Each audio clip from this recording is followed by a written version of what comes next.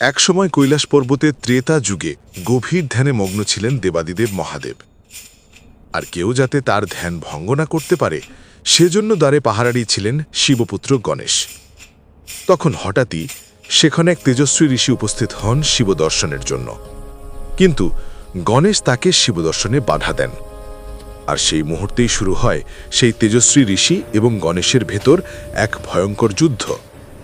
কিন্তু কে এই ঋষি?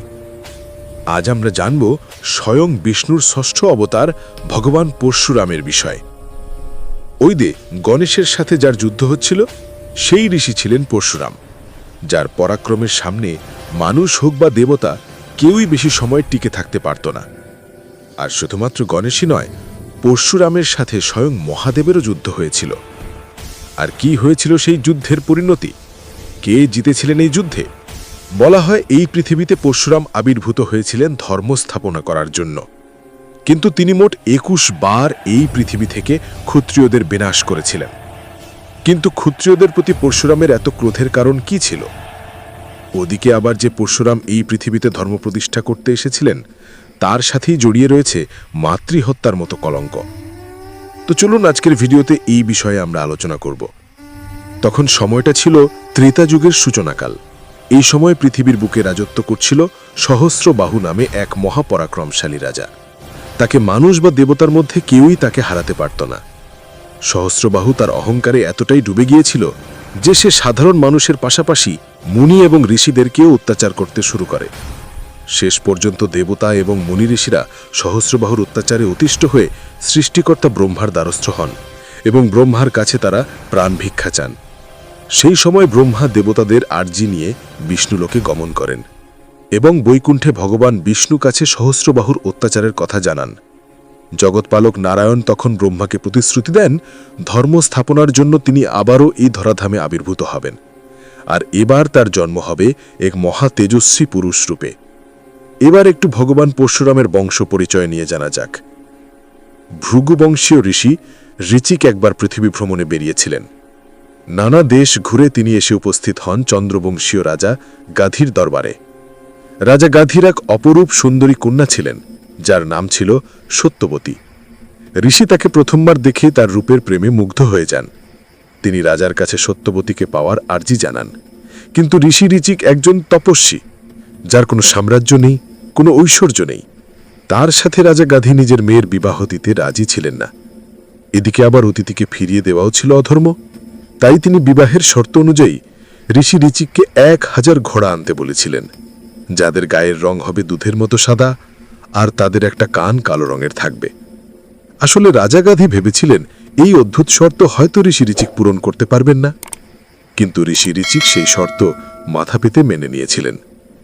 এরপর ঋষি ঋচিক বরুণ দেবের তপস্যা শুরু করেন, আর কিছুদিন পর তার আরাধনায় সন্তুষ্ট হয়ে বরুণ দেবটাকে বর দিলেন।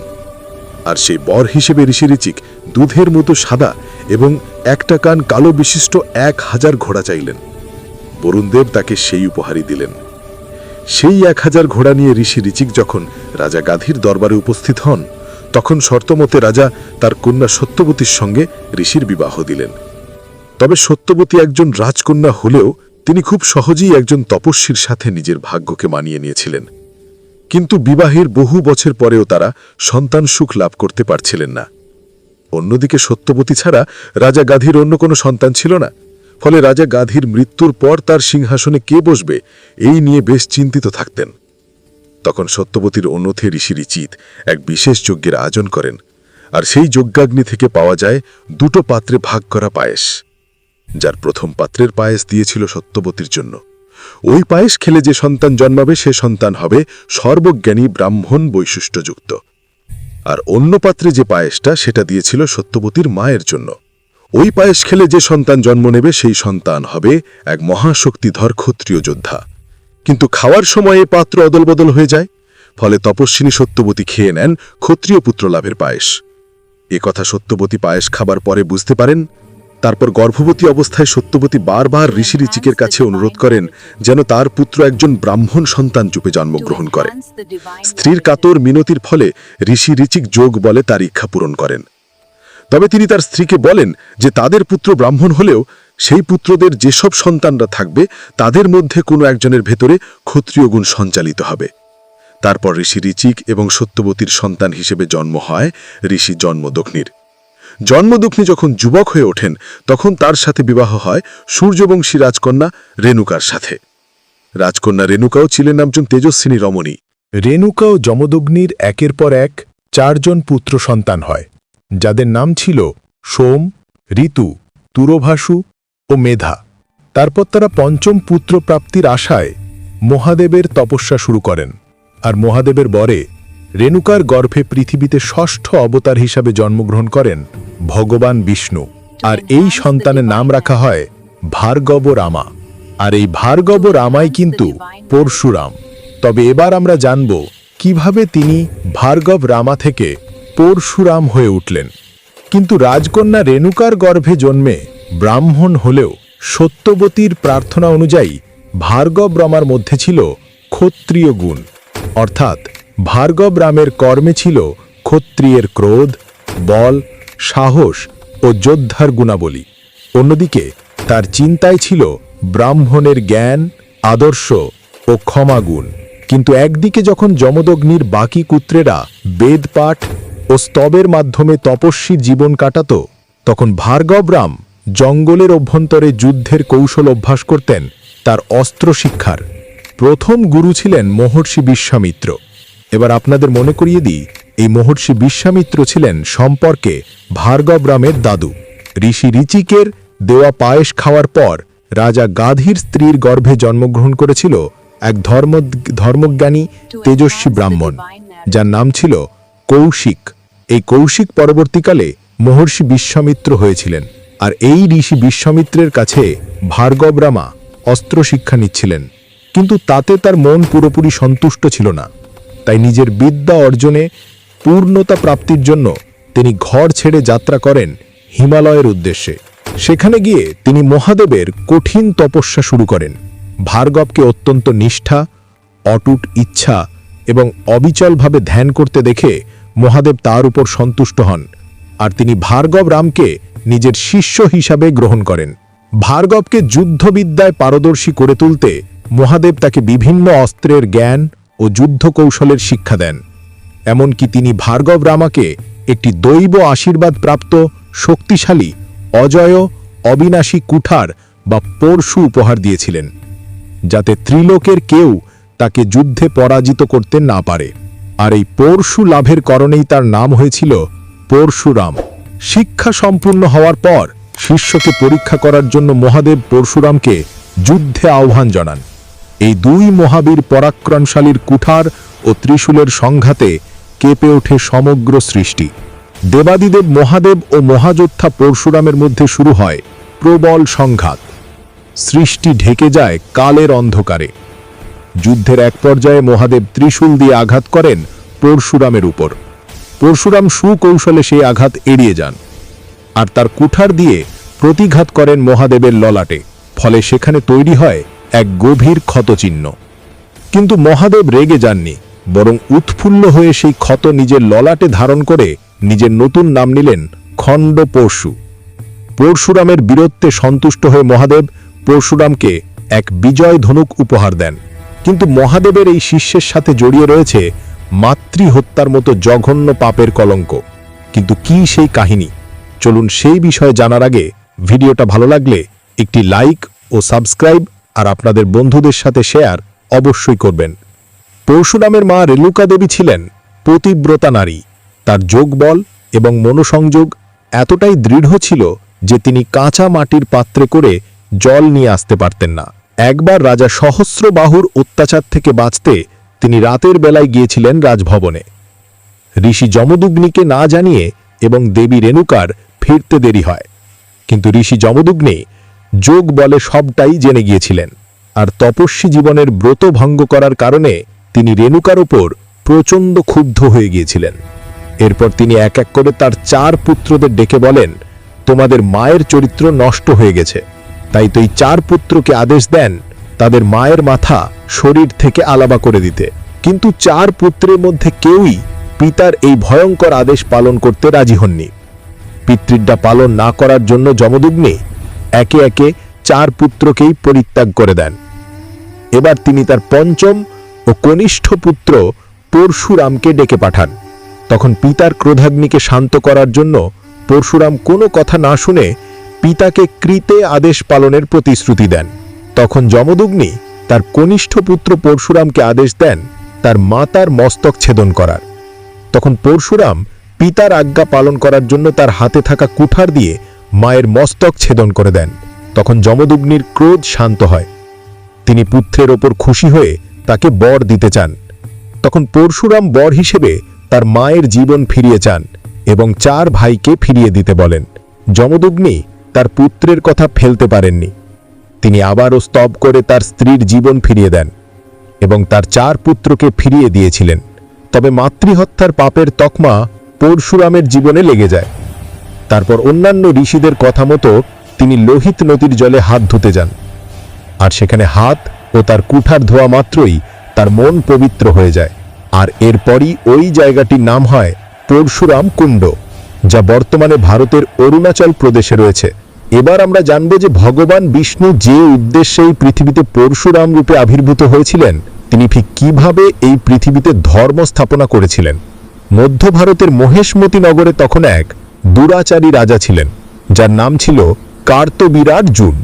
এই কার্তবীরার্জুন দত্তাত্রেয় মুনির আরাধনা করে 1000টি বাহু লাভ করেছিল এবং সমগ্র পৃথিবী জয় করবার শক্তি লাভ করেছিল।